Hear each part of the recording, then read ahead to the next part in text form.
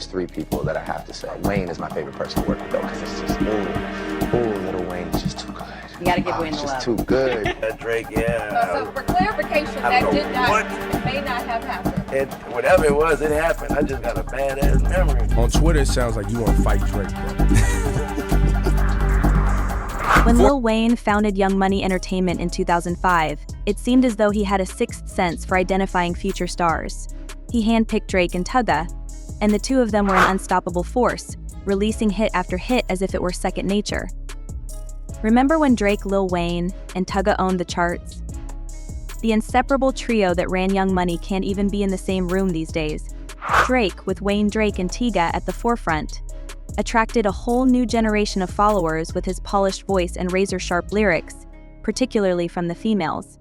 Young Money was untouchable, but even the closest crews have their unclean grass.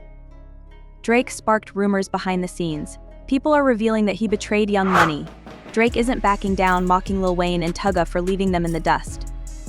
When Lil Wayne was at the top of his game, he had an idea to start a record label that would not only cause waves but a tsunami in the music industry. Enter Young Money, an offshoot of Cash Money Records, where Wayne was the undisputed kingpin. Wayne handpicked a squad that might have changed the game forever. We're talking about a roster that had the makings of legends, but like many dreams, it faded away before it could be realized. During a time when Lil Wayne was the Jay-Z of the southern rap scene, Wayne was your idol if you were between the ages of 25 and 35 and lived anywhere south of the Mason-Dixon line. With that kind of influence, he attracted a trio that could have gone down in history as the greatest label crew of all time. Drake. Wayne's vision was not just about creating a label, it was about nurturing young, hungry talent. However, as we all know, things didn't work out that way between Nicki Minaj and Tyga. Drake had the women and the bag crowd in his pocket from the minute he walked into the studio. He was a celebrity waiting to happen. Young Money's quick ascent was just what the band needed to establish their reputation. Young Money wasn't just betting on Drake, he was a movement that only record companies dream about. Drake wasn't simply a game changer. Nicki Minaj was a force of nature, bold, brash, and undeniably talented. She didn't just hold her own in a male-dominated industry, she owned it. For almost a decade, Nicki was the queen of hip-hop, out-rapping 95% of the dudes in the game, and Young Money was the kingdom she ruled. Then there was Tyga. He had all the makings of a star. And for a brief while, it appeared as though he would succeed Drake and Nicki. His albums Hotel California, Careless World, and Rise of the Last King had the music industry in a frenzy. Remember when we said that Young Money was the world's greatest? Unfortunately, Paradise has problems, and Drake is about to cause turmoil. But let's get to the truth about the trio that might have been unstoppable. Wayne, what went wrong between Drake and Nicki appears to have been a lack of loyalty.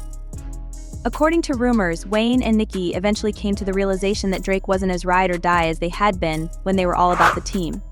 Drake's focus was on his own legacy, which is what ultimately caused the young empire to fall apart. It's 2010, and Lil Wayne is imprisoned on Rikers Island. Everyone is waiting for him to escape, but Drake has other plans.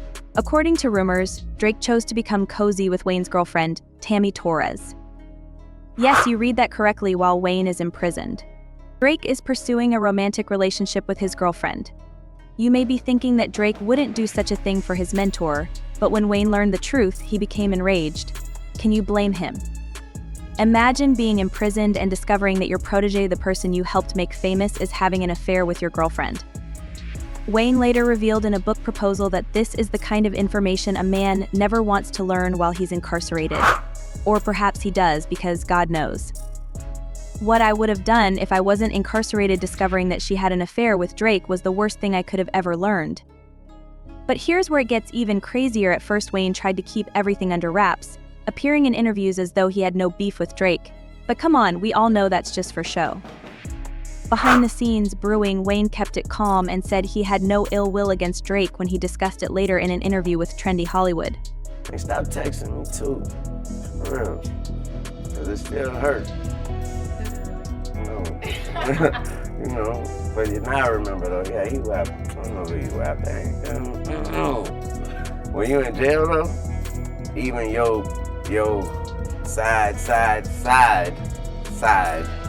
is your main. When you in jail, yeah, when you in jail, it could be somebody when you was out of jail, you ain't never text her back, you ain't call her when she called you. you couldn't tell what color her hair was. That's how much you ain't see it. But when you in jail, whew. However, fast forward to today, when Kendrick Lamar decided to upset the status quo by reminding Weezy of precisely how Drake had crossed him. Fans began to delve deeper, searching for more indications of trouble in paradise, recalling how Wayne had recently performed the song Not Like Us while holding up his Oyo chain on stage in Vegas. Perhaps Wayne was trying to tell us something about Drake's label? Sound Wayne did a clever maneuver on stage while playing Kendrick's song, leaving everyone perplexed rather than spitting out the original lyric, "They don't like us, Wayne made it so that people disliked us." In the realm of rap, it may seem like a minor adjustment, but it represents a significant change in meaning and fans are speculating. Wayne may have just put his support behind Kendrick. One fan even commented, "Bro, Lil Wayne rapping Not Like Us is so crazy." You read it correctly, I bet Drake's tattoo of Lil Wayne is itching like crazy tonight. Drake has Wayne's visage inked on his arm, a symbol of how tight their bond once was, and Tyga, he's watching all this go down, you've got to wonder if this is when he started side-eyeing Drake, thinking maybe this dude isn't as loyal as they all thought. Now, you might be wondering why they didn't just kick Drake out of Young Money right then and there, but here's the thing, Drake was bringing in the big bucks, he was the golden goose, and in the music industry sometimes money talks louder than loyalty, so they kept it all under wraps, trying to act like everything was fine. But you know how it is once that trust is broken. It's hard to get it back. This wasn't just some little disagreement, this was a full-on betrayal, the kind that leaves scars. And let's be real, this wasn't just about a girl, this was about respect. Wayne gave Drake his big break, brought him into the Young Money family, and this is how Drake repays him, by going after his girl while he's locked up. That's cold, even by industry standards. From that moment on, things were never quite the same in the Young Money camp. Now you might think the drama between Drake and Wayne was the end of it, but hold up, because Tyga's about to enter the chat. Remember how Tyga used to be right there with Drake and Wayne, dropping hits left and right? Well, turns out he wasn't feeling the love behind the scenes. In fact, Tyga straight up said, "I don't like Drake as a person, he's just fake to me." That's not something you just casually say about your label mate, especially.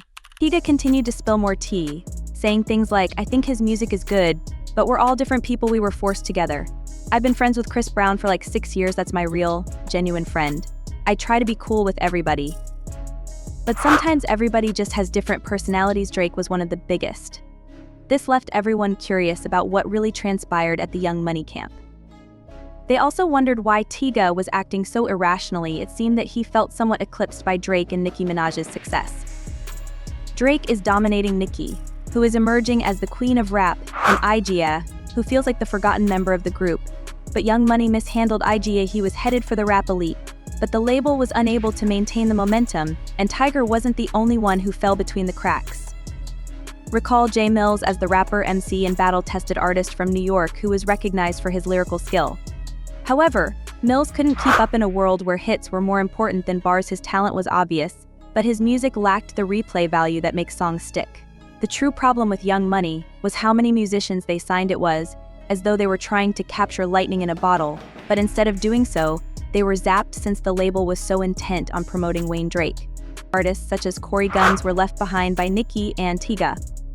Christina's Million Euros, Good Morning Flow, Tiny Twist, Tiny Chucky, Eyewear Malone, as well as the then famous Omarion, turned out to be afterthoughts. Young Money had the ability, but they lacked the time and resources to fully develop each member. In the music business, stagnation is inevitable. Lil Wayne and the Young Money team might have seen potential in each of these artists, but they bit off more than they could chew. The label's downfall wasn't just about too many artists, it was about spreading themselves too thin. In trying to make everyone a star, they ended up dimming their own shine. But why did Tyga decide to air all this dirty laundry? Well, it seems like he just couldn't take it anymore. All that frustration of feeling like he was playing second fiddle, or maybe even third fiddle in Young Money, just boiled over. Now you might be wondering, didn't they all make hits together? Weren't they all successful? And yeah, they were, but success is relative, especially in hip-hop. When your label mate is breaking records left and right, even your own achievements can start to feel small. Plus, there's always been this competitive nature in hip-hop. It's not just about making music, it's about being the best, and Tyga felt like he wasn't even in the race anymore. But here's the thing, Tyga speaking out like this wasn't just about him letting off steam, it opened up a whole can of worms for Young Money. Suddenly everyone was looking at the label differently. People started asking questions. Was everything really as perfect as it seemed? Were there more secrets hiding behind those chart-topping hits? Then Lil Wayne threw a curveball that had everyone questioning everything. Lil Wayne, the man who brought Drake into the game, suddenly shows up wearing an EXO chain now. If you're not in the know, EXO is The Weeknd's label. Yeah, that The Weeknd, Drake's rival.